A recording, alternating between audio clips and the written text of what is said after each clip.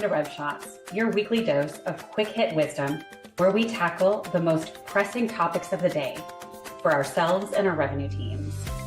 Our show features expert guests with decades of experience. We delve into what works and why, sharing tools to be unapologetically successful, from making our number to delighting our clients.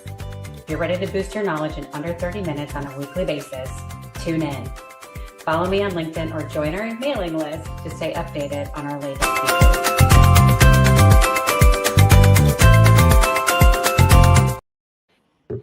Hello, everybody. Good morning and welcome to Rev Shots, your weekly dose of information designed to give go-to-market teams exactly what they need when they need it. That's who we serve, and that is our purpose. It's like a sneak peek into conversations you wish you were a part of throughout the entire country or world, if I were dared to be so bold. So today we are talking with Jason Patel with OpenForge, and you're really, really going to love it. Before we get there, it is Friday. Believe it or not, we are already in April.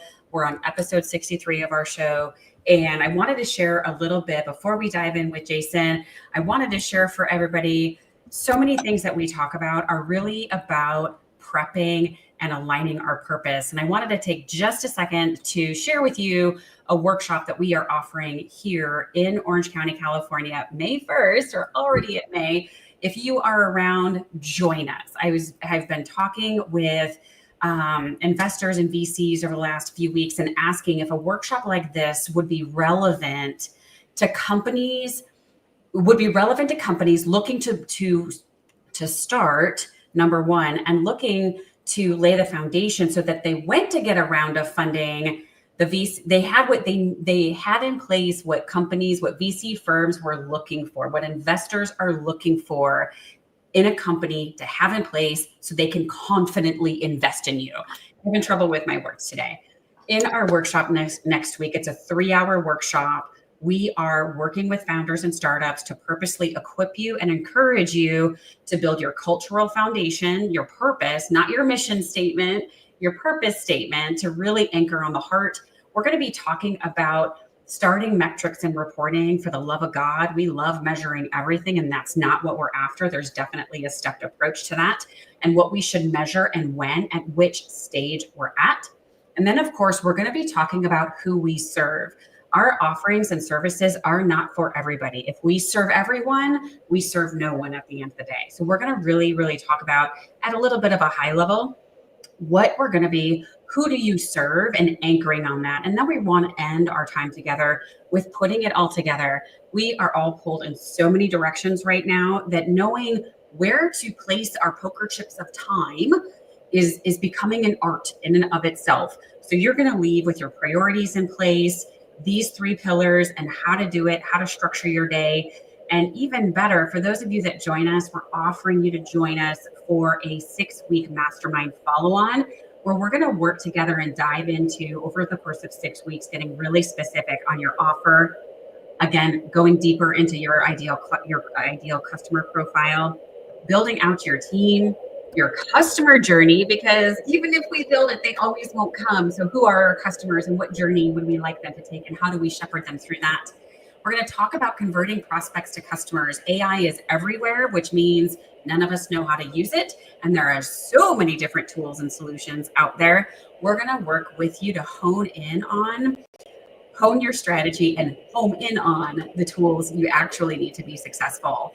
And then, of course, we're going to, again, dive into maximizing that daily impact and what all of that looks like in order to be successful. Again, laying the foundation for all of us, for you as a startup founder, to make you and your company really attractive as you grow, as you scale, regardless if you go to get funding. So we'll put the link to register in the comments here for you. But wanted to put that out there, that's where we are starting, is a 3-hour workshop next May. Kelsey Galarza and Darren Lauda are going to be presenting with me and working with me to facilitate this workshop. You'll get a workbook. You're going to leave with some really core takeaways and very tangible things that you can do after this workshop to continue to build your company. So make sure you're joining us. You're really going to get a lot out of it. I guarantee it. All right. With that, I am so excited. Jason and I have known each other now for quite a while. And I'm trying to remember how our paths crossed. But regardless of that, I think what you're doing is amazing. Jason was also a presenter at our H2H Human Connections Done Right virtual summit in March.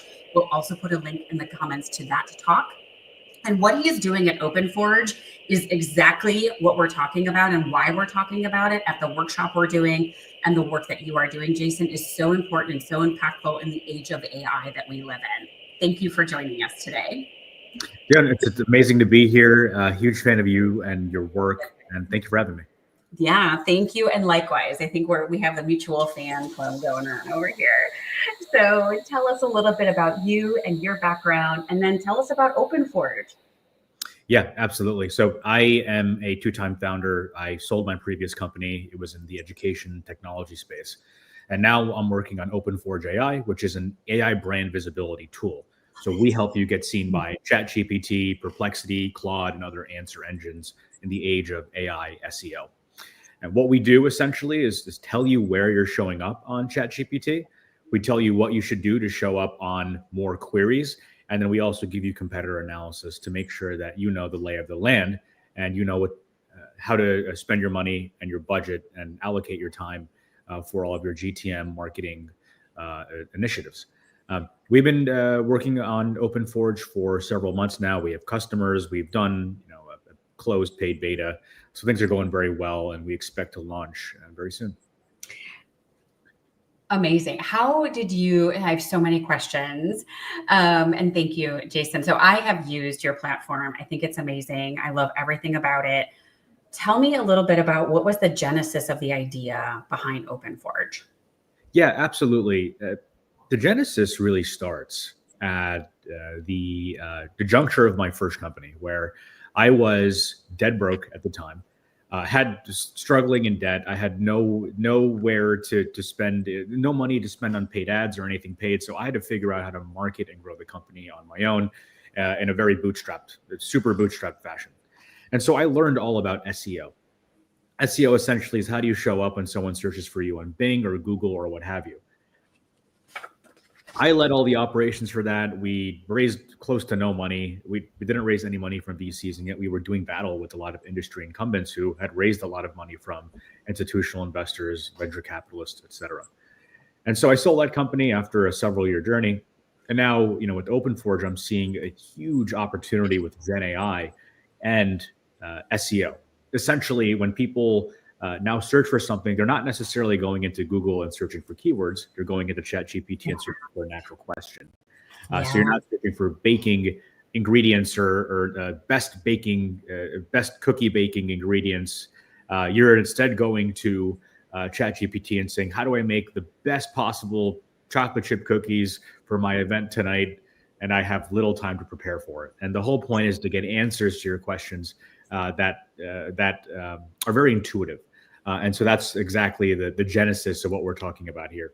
I had to learn marketing and SEO when I was dead broke. Now I have the knowledge and the experience. So let's really take over this field that I really love, which is marketing and SEO. Yeah. So what you just said is really important and impactful. And I think we need to stay there for just a second. You were just talking about how folks aren't necessarily going to search engines anymore. They're going directly to ChatGPT. They're going directly to whatever AI platform, right, that is people use, whatever preference they have. Say more about that, because I'm with you. Like, I'm a bottom line person, and I feel like that is the world we live in. I just need to know what I need to know. I don't have time for a search engine. I don't have time to comb through data and the answers. Who gamified to be on page one? I just need to know what I need to know right now. Yeah, I'll give you a real life personal answer to show you the power of answer engine optimization, and in general, the power of getting your answers from AI after asking just natural language questions, natural human to human questions.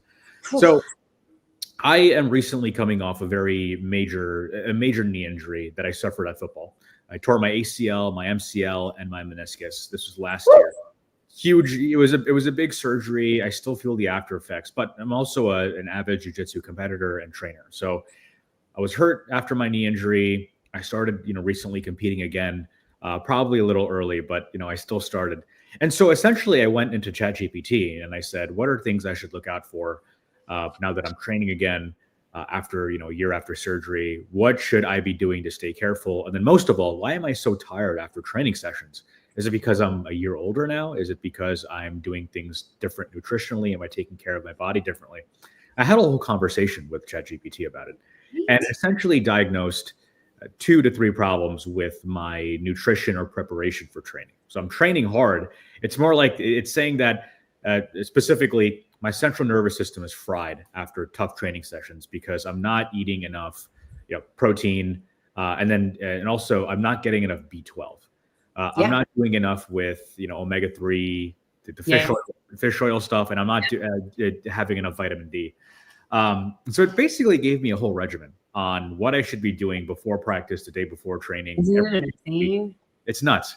And I basically got all those answers in 5-10 minutes of just conversing with ChatGPT, and I started going on its training method or its training regimen when I came back to training in February. And in April, I won a major tournament in jiu-jitsu, not even a year out from my major surgery. That is a power of all this stuff. I think that it's not, ChatGPT or other answer engines aren't giving you something necessarily new. A lot of thinkers or podcast, people like Dwarkesh Patel, he, talks about, he mentioned a couple of times in his podcast, if AI has all the answers and all the data, why can't it make anything new, right? If it's got all these new connections, why isn't it innovating? Why could it just give us the same old same, but just in different formats? And so, sure, AI currently, as of this recording, April 25th on 2025, has that limitation. But if there are aspects in the knowledge graph, in just the knowledge semantic soup that you're missing out on, that you have blind spots for, which all of us do as human beings, literally all of us do, it'll surface those blind spots for you, or it'll tell you what you need to know, because sometimes you just need to be told what the right answers are. That's a long-winded way of saying I won a jiu-jitsu tournament after my knee exploded at football. Now I'm back. ChatGPT helped me earn a very hard-earned victory, and so it's a real-life case study. It's amazing.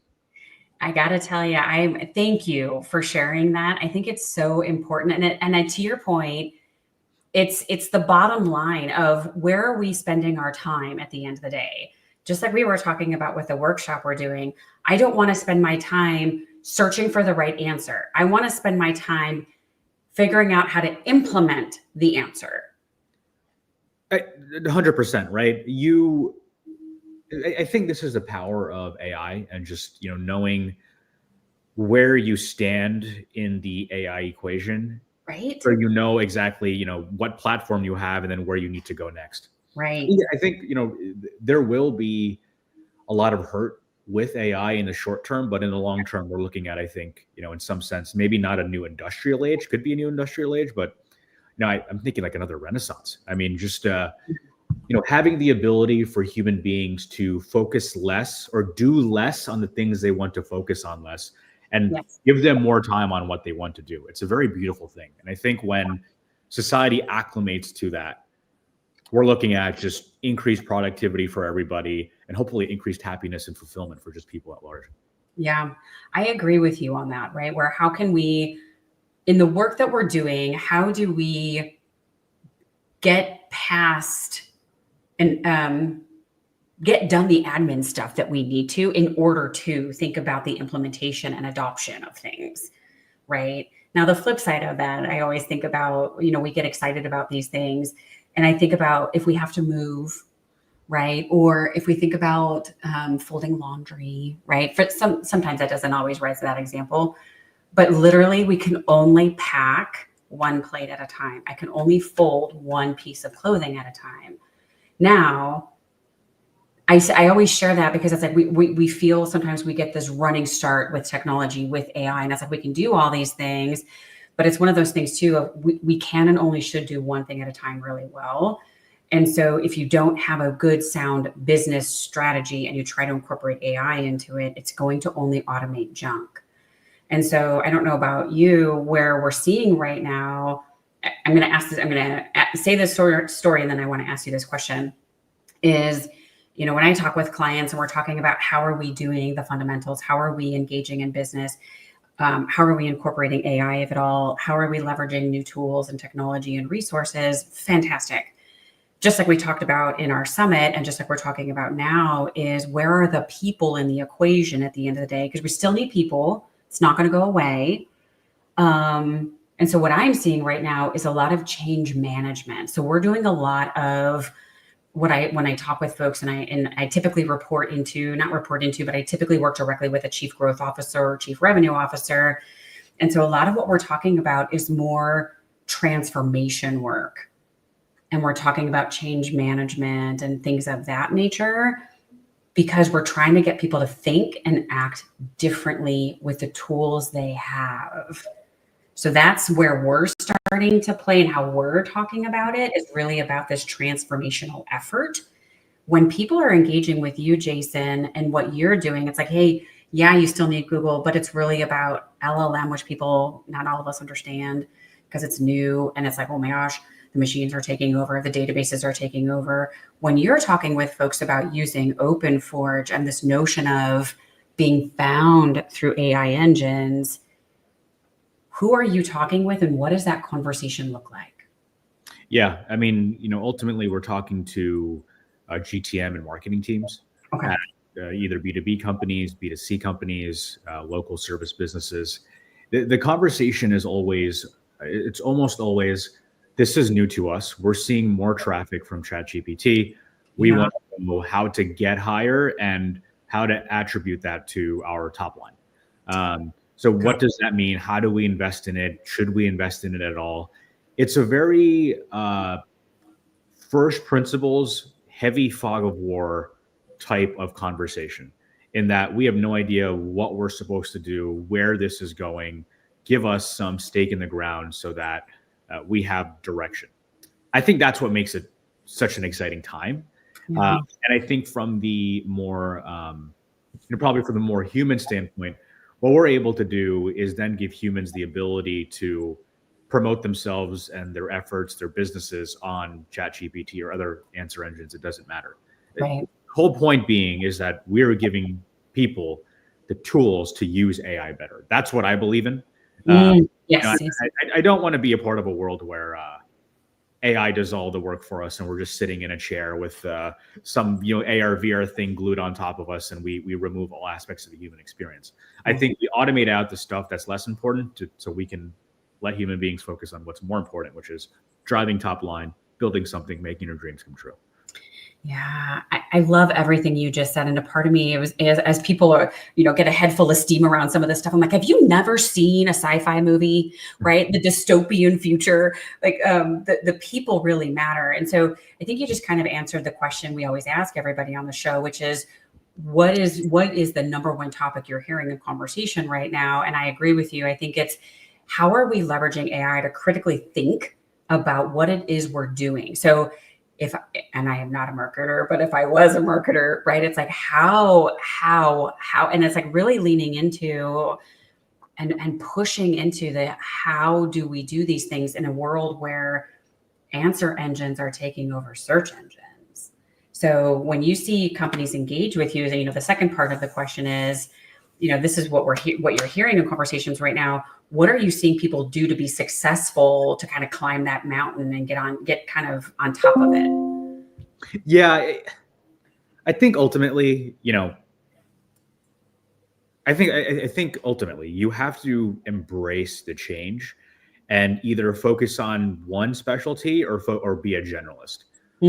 Don't get caught in the middle. So if you want to adjust well and provide that value, I'm a generalist. And so if you're able to take a whole bunch of tools and use them to get off the ground, go from 0 to 1 and sell something and then be the leader of an organization, amazing. If you're going to be a specialist, then be a specialist. Right. But you don't want to get caught in no man's land where you're kind of good at one thing, but not good enough where people don't buy from you. And then you're still not curious enough to be a generalist, and you're not okay with failing and facing rejection. Be one or the other. So be an expert or be a generalist. And I think that's the best way to go about this professionally. I think anyone, with that said, though, I think anyone telling you to be one of those things or telling you to be one thing is a really bad idea. You don't know how things are going to shake out. The best example I would give is that a year ago, all the VCs and thought leaders, heavy quotations for those of you who are just doing this on audio and listening to Dion's show on audio. Yeah, I used heavy quotes there. And and I was yes. A year ago, people were saying the app layer is the commodity. And if you don't own the model, you don't own the silicon, you don't own the GPUs, then you're in trouble. And now a year later, it's all about the app layer. It's all about what you can build on top of the LLM. And the reason behind that is because compute is so cheap. So, whether you're OpenAI or DeepMind or Claude or wherever it is, one of these amazing companies, you could still build a really massive, significant, life-changing business on top of the LLM. And turns out the app layer is everything. And then who knows, a year from now, the same thought leaders are going to be anti-app layer. And then a year from then, it's going to be pro. The whole point is no one knows how things are going to shake out. Be a generalist or a specialist, do something, but just get active on that treadmill. Just so everyone is refreshing their knowledge base on AI. So every 6 months, we're almost starting over again. So don't be ashamed or shy about getting started. Just get started. It's going to be okay. Yeah. I think that is such sound wisdom at the end of the day, Jason. I think the other thing that we talk with folks and what we see people doing to be successful, and this is my bias for sure, right, is everything is a program. Whatever you're doing, it has to fit in with and tie to some other company initiative, and there needs to be a change management thought process behind it. Doesn't even have to be a full-blown program, but we need to think through roles, responsibilities. How are we measuring it? How are we tying into other people? How are we driving cohesion among our organization with some of these things? So if I go with OpenForge and my marketing team is using it, what does that ripple out effect to the rest of my go-to-market team, right? And how are we using it to be successful together? And so I think to your point, start somewhere, start anywhere, just make sure what you're doing can expand with you as you go. Yeah, exactly. If I can give a shout out to a company, I use a video editor called Descript, and they're sort of well known. They've raised some money and whatnot. They have an AI agent tool now that helps, that you can talk to, that can edit the video. Another tool I use called Gamma Presentation, where you talk to it and it just does it for you. And so I mentioned those two things because it's incumbent on us, the builders, the founders, to make something so intuitive that change management is as easy as possible. It's 100%. An easy pill to swallow, right? And so, that's a great point. It's incumbent on us to make it as easy as possible and as friendly as possible, so everyday people can just do the work and then live their lives. I love what you just said, for sure, right? Just thinking about it. I think too, what I hear you saying though, Jason, is thinking through something from all angles. And I think for some of us, it's not as easy as it is for others, right? We get tunnel vision on certain things. So you're preaching to the choir. Absolutely. That's why we work together. Like we can't possibly think through everything. Okay. So I know a couple of things. We're going to wrap up here. So thank you for joining today. And we are going to have you on our Workout Wednesday show where you are going to show your platform of OpenForge. So we'll make sure we get that out and scheduled as well, if it's not already. Where should people find you and where should they contact you, Jason? Absolutely. Yeah. Find me on LinkedIn. Jason Patel, co-founder, CEO of OpenForge AI. I'm there. I post, and just doing the whole LinkedIn thing. So contact me there. I check it and looking forward to connecting with you. Likewise. Thank you so much, everybody. Thank you for joining today. Jason, you're amazing, doing such amazing work. We'll make sure everybody's got the date, time, location for your appearance on Workout Wednesday. If you're in Orange County next Thursday, 9 to noon, join us for our workshop. Thanks, everybody.